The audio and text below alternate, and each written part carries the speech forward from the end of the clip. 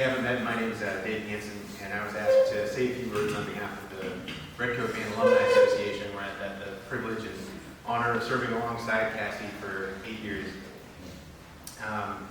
It's been really, really awesome to hear all these stories from different aspects of Cassie's life and hear the common themes about the way that she made all of us feel.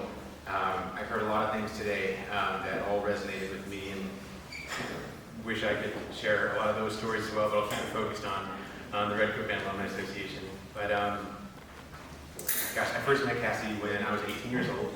I was an incoming freshman softball player, and she was a third-year flag line member. And I remember that the first thing I noticed about her was her profound ability to love and care for the people around her. And even though we didn't hang out much outside of Redcoats, she's been a continuous source of positivity and encouragement for me since the day I met her. Johnny mentioned imposter syndrome.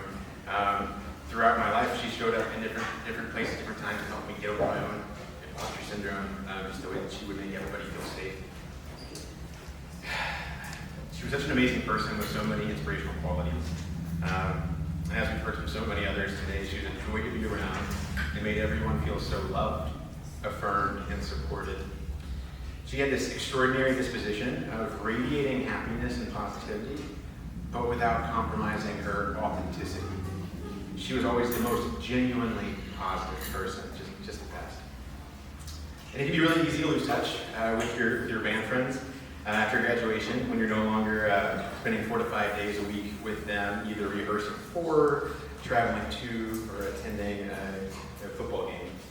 People move, they get jobs, they grow their families. So I consider myself even luckier that our paths crossed again in 2014 when I joined the board. And I often told Cassie I did not know how she did it so well. She was involved in so many things and was amazing at each of them. In addition to being an amazing friend, mom, wife, daughter, aunt, teacher, she was an amazing board member and flag line coordinator.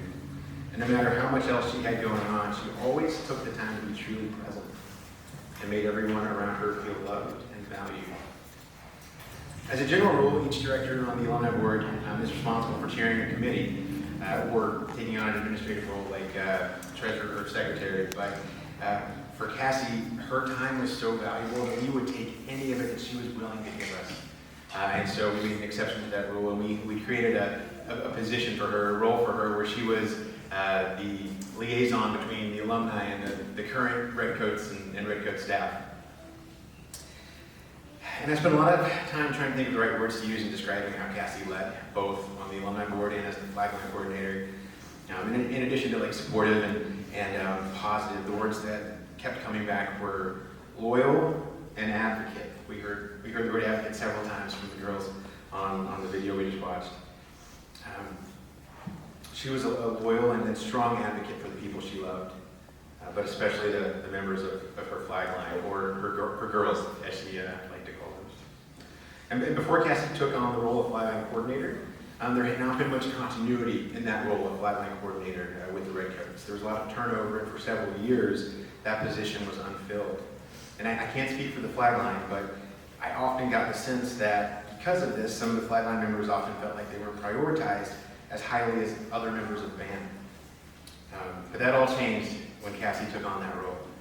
She advocated to make sure that her girls had the resources to be successful and feel valued, whether it was procuring practice space for the UGA winter growth that she helped establish, or ensuring equitable seating in Sanford Stadium and visibility in other public appearances.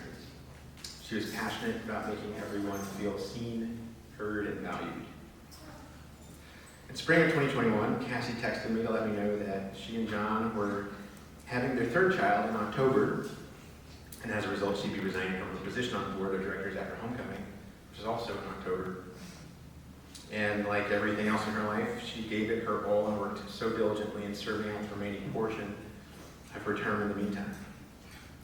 In fact, Cassie even joined the final homecoming logistics meeting via Zoom for a few minutes from the hospital the night before she passed, which is just a true testament to her passion and dedication to the Redcoats.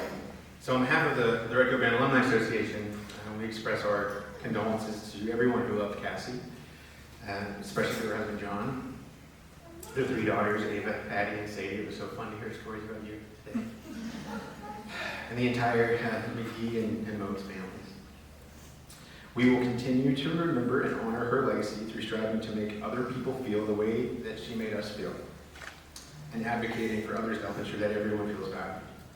We'll continue to remember Cassie by sharing our favorite stories and keep her memory alive for every future flag line that is a member of the Redcoat Band through that permanently endowed Cassie McGee Moats Memorial Flag Line Fund.